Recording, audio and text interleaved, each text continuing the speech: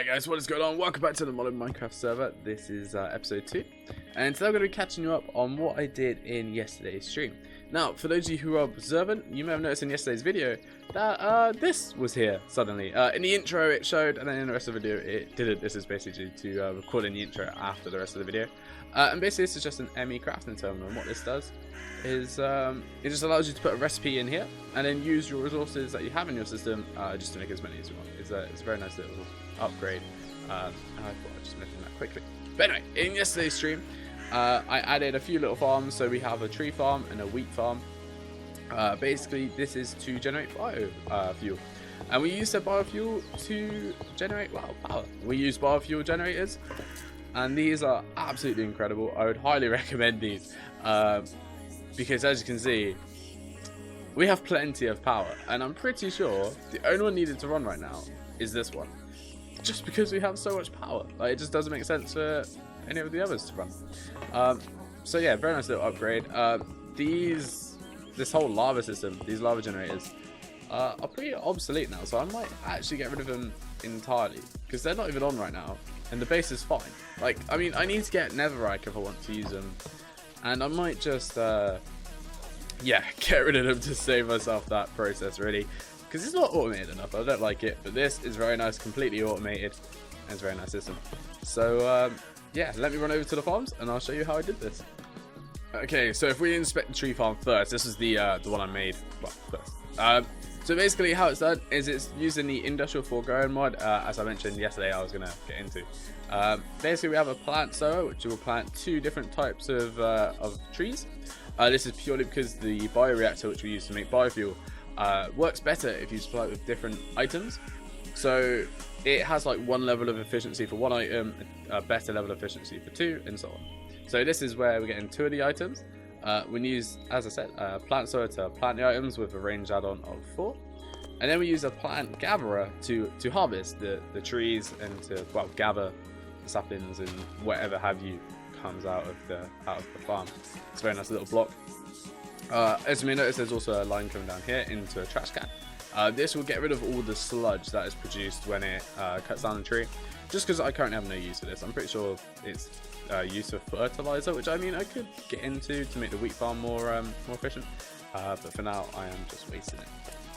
And then if I run over here, we have a chest. This will temporarily store saplings. As you can see, we've got a lovely overflow right now, just because we're not, a lot of the system is currently turned off just because our power's full and we're not really using it.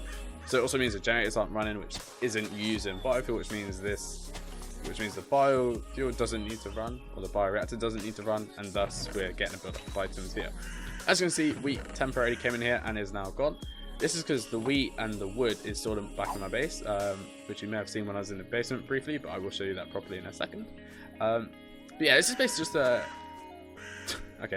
a temporary chest. Basically, if I show you the priorities, you might have to understand what's going on here. So this is of priority 0, which means this is the last place in the system items will end up. Meanwhile, the planters are priority 2. This is the highest priority in the system currently, and it means saplings and seeds will aim to go to the plant sowers first. If they can't go into there, then they will come to this block here, the bioreactor. This is of priority 1. So it's between the plant sowers and the chest, essentially. And then this will also be extracted from here. And then, so if at any time, if the plant sowers run out of saplings or seeds, or if this runs out of those items, it will be pulled out of here. And if I just quickly show you the setup here, it's exactly the same. Currently only planting seeds. I made changes to be carrots and potatoes, just again to get that level of efficiency up.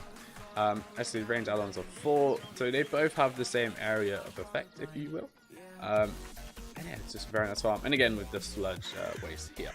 And just to quickly explain the bioreactor, as you can see here, we have 3 different items. This means the efficiency has increased to 25%, and per each individual item will produce 100 millibuckets per item, sorry. Which means per iteration of this run-in, it will consume 1 seed and 1 of each sapling and generate 300 millibuckets of biofuel, which actually works out quite nicely because we currently have 3 generators, which means per 1 iteration of this, each generator will get 100 millibuckets, which I believe, I mean, it generates a good amount of power. But let's quickly go run back over to the base, and I'll show you how we're storing this. Okay, so down in the basement, we've got the generators there, and we've got the 3 main storage for the farms. Maybe I might add some sapling storage here, just because that chest was starting to fill up. So in the long run, we might need to do it. But we'll see. That will come in the future. And basically, we just have 3 barrels, which have oh, this one needs an upgrade actually. But these 2 are infinite barrels, so it will just store as much wood as we produce. And I believe the priority on the back there, I can't quite show you, as it's quite an interesting path to get to it. Well, actually, I can just remove this block. Or can I? So in here we have a priority 0, but I believe this should actually be priority 1. Because what this will do, it will mean items will come straight here, instead of going into the chest first and then out again. So if we do that, it should be a much better system. And then over here we have the bio generators, which, as I say, just has a line of biofuel that comes out of the farms and then runs under here and into the bio generators. And this will just create power, and as you can see, we just have more power than we know what to do with, which is a very nice situation to be, which means when I play Minecraft today later on stream, I will be able to expand and start doing some interesting stuff. I also really like this. So basically, my entire base is run off of here. There's a line down here, which basically runs in multiple directions, and there's one output, right? So if I set this output to 0, everything in the base will turn off, which I really like having like that kind of off switch. But I feel like it needs to be improved, right? So I want to be able to turn off subsystems on their own rather than turn off the entire base, because then I can turn off, you know, if I want to turn my defenses off, I can have an energy cell for that, or a switch might be better. Or if I want to turn my farms off because I've got enough power, I can turn those off. And I'll probably get into some maybe more energy cells for each purpose, like have the farms have their own energy cell, same with defenses. And then also have some switches as well going on, which might be interesting to get into open computers for that, as I reckon we can do some interesting solutions for that. But I believe that is all I did.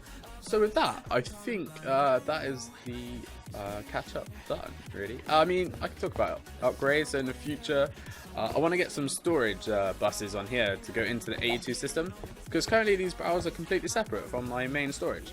So what I want to do is just get some storage buses on these barrels, and then that should work really well. And then when we're crafting or doing whatever we're doing, we can access all the wood and wheat we have.